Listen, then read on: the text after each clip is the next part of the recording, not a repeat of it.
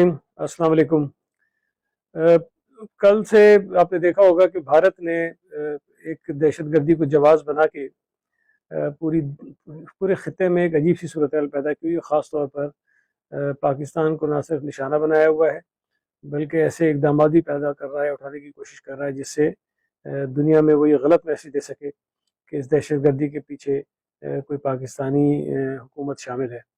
मैं ये समझता हूँ कि पूरी दुनिया को ये इल्म है कि भारत का ये रवैया हमेशा से रहा है और माजी में भी कुछ ऐसे वाक़यात थे जिनका इल्ज़ाम पाकिस्तान पर लगाया गया, लेकिन बाद में ये साबित हुआ कि उन इल्ज़ामात के पीछे भारतीय सिक्योरिटी एजेंसी रा जो है वो मुलविस थी और उन दहशतगर्दी में बेगुनाह लोगों को कत्ल उन्होंने खुद करवाया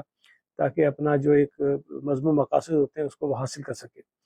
आज भी दुनिया में शायद भारत वाहिद मुल्क है जिसकी दहशतगर्दी को कैनेडियन गवर्नमेंट ने माना ऐलान किया और उन्होंने सख्त इकदाम किए। अमेरिका में भारतीयों को कत्ल करवाने की साजिशें पकड़ी गई, बरतानिया में उनके खिलाफ बड़ी रिपोर्ट शाया हुई और दुनिया के और बेशतर ममालिक हैं जहाँ पर यह साबित हुआ है कि भारत वहाँ रहने वाले लोगों को कत्ल करवाने में मुलविस रहा है। इस किस्म की दहशतगर्दी में शायद दुनिया का कोई मुल्क जो है वो मुलविस रहा हो। इस वक्त भी लग ये रहा है बज़ाहिर कि भारत ने ये वाक़या खुद करवाया होगा और इसको बुनियाद बनाकर वो ऐसे इकदाम करना चाहता है जिसके ज़रिए पाकिस्तान के ऊपर ना सिर्फ इल्ज़ाम तराशी कर सके, इल्ज़ाम लगा सके, बल्कि दुनिया में पाकिस्तान को बदनाम कर सके। उससे ये ज़हन में रखना चाहिए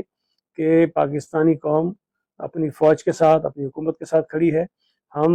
हमारे बेशुमार सियासी इख्तलाफात हो सकते हैं, मुख्तलिफ इशू पर हमारा नुक्ता नज़र मुख्तलिफ हो सकता है, लेकिन जहाँ पर मुल्क की सालमियत की बात आएगी, मुल्क के दिफा की बात आएगी,